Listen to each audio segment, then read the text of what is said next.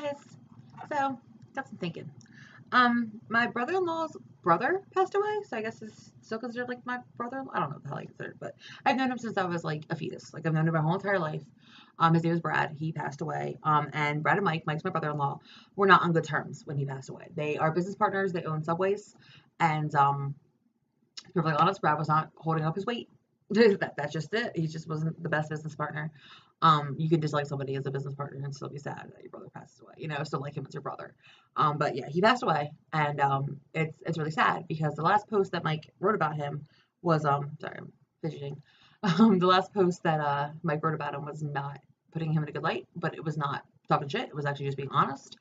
And then he finds out his brother's dead, and of course stirs with feelings. And because I've had some issues with my family this past year, it's got me dogs. Well, of course, dogs fight right now. It's got me sort of like thinking that I need not to be holding on to this anger anymore, right? Like I need not to just be mad. But where do you start? Where do you start when you're upset with someone and somebody's upset you, but you don't like? I don't feel like I'm in the wrong. Like I don't feel like I'm in the wrong, and it's not just because I'm being arrogant. I literally do not feel like I did anything wrong in this. Like in the beginning, when this fight started last fucking November now, yes, I was in the wrong and I apologized in November. But then the whole shitstorm that happened afterwards, don't really feel like I need to apologize for it. At the same time, this sort of made me realize that life is too fucking short to be angry all the time. If nothing else, it's not good for me to be angry.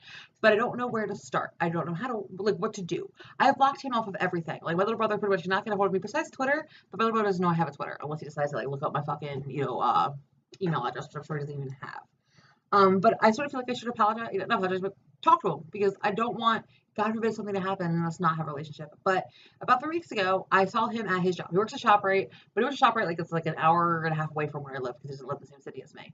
But he comes down to the one that I live near because I live in a short town and it gets really busy in the summer. So he was down there, and me and Shannon were shopping, and it was super busy. So where everybody's like, this like really close to each other, and like he like walked like this past me, and he didn't say hi to me because he wanted to. He said hi to me because he was like scared. He literally was like, hi. And I was just like, because I was mad. I'm still mad. And Shannon, because she's Shannon and she wants to defend me, started fucking laughing because honestly it was fucking funny. And as we finally walked by, because he didn't say hi to me because he wanted to say, he said hi because he was literally like, hi. Like he was like, he had nothing else to say. And I'm not going to yell at you at work and I'm not going to get you in trouble at your job. So I just said nothing and walked away from him because I'm still like, not really happy with you. Shannon laughed at him and literally, we're over here, he's over here, like we're now really far, and I hear like a slight wow, and I'm like, and that made me even more bad. So I literally went outside to make a fucking Snapchat rant, which I'll probably put at the end of this video because that will show my true emotions and how I felt that day. But anyway, that's the point. The point of this is how do you make amends? Like, what am I supposed to do now? Like, I don't want one day, I don't want this to be a reason for us not to talk for the next 15 fucking years, I don't want this to be a reason for us never to talk again.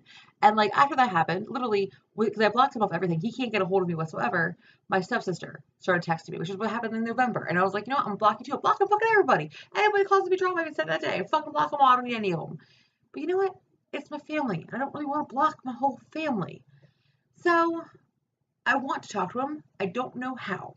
Now, I blocked him off everything, and part of me was like, well, maybe I'll unblock his phone number and send him a text message.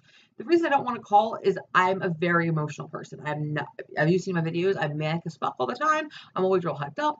I will start cussing and yelling and screaming more than I will have a normal, like, civil conversation, because that's just not how I roll. Like, that's just not me. I'm a very loud person. I'm a very kind of person. So I figured if I send in like a text message or an email or something like that's more written down, I can get my emotions out without cussing and yelling and screaming. But the thing that scares me about that is he will be able to fester on it and make it even worse. Because I have a feeling I'm going to tell him this and he's going to be like, and a part of me is like, okay, well, at least I tried that. If you fucking hate me afterwards, I at least tried. But that's not what that's not what I want to do, I want us to actually be able to somehow get back, but it's like, how does one get back, How does one get back when your whole family usually thinks you're like a scumbag, Like, I don't know where to go from here, I don't know what I'm supposed to do. I just know that I don't want to regret it one day because, I got pissed off about something. I feel like I have every right to be mad, and it's weird because I don't feel like I need to apologize.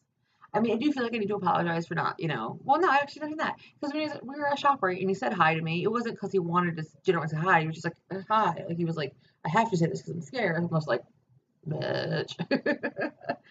I don't know. I feel like it's drowned out for long enough now that I should probably say something. But I'm always afraid to, because I feel like it's just going to open this huge can of worms, because everyone thinks they know everything. Everybody thinks they know exactly how my childhood was. They know exactly how my life was. And no one lived what I lived. Like, my childhood was so separate from my sisters and my little brother. Like, I have my 3 older sisters that had a totally different childhood than I did. And then I have my stepsister and my little brother that had a totally different childhood too. And then it was just like me and like my mom and a lot of bad things. And like, as much as I try to explain it, it's like, oh, you're just spoiled and you're complaining, and that drives you crazy. I'm just like, yes, miss, I've had a full-time job since I was 16, man. I'm fucking spoiled as shit. Like, I've earned everything I've. That's a whole video. Anyway, yeah. See, this is the thing. I start talking to my family, and I'm like, "Rrr," because I always feel like they either misunderstand or don't give a fuck, or just automatically assume that I'm some scumbag. Like, I'm always like the black sheep. So I don't know where to go. I don't know what to do. I don't know how to start this. Like, what do I do? Like, where do I go from here? But at the same time, since, I mean, Brad passed away, my really good friend's husband just had a stroke, like, people can drop very easily. I mean, he's only 26, which doesn't mean something horrible could happen, and I don't want that to be the last conversation I have with him is a fight. But it's like, where do you start? And like, family's always supposed to be like unconditional love and stuff. And it's like, no, it doesn't work that way here. But a part of me is like, if nothing else, if I at least say how I feel and try to get everything out, at least I put the effort into trying to mend it. And if it doesn't mend it, it doesn't mend it. But then again, if it doesn't mend it, then I'm just putting myself out there. And that's scary, because being vulnerable is scary. I have no idea what to do. But I figured if I at least got this out of my brain, maybe it would make me feel better. So, yeah. Bye, guys. Thanks for letting me ramble.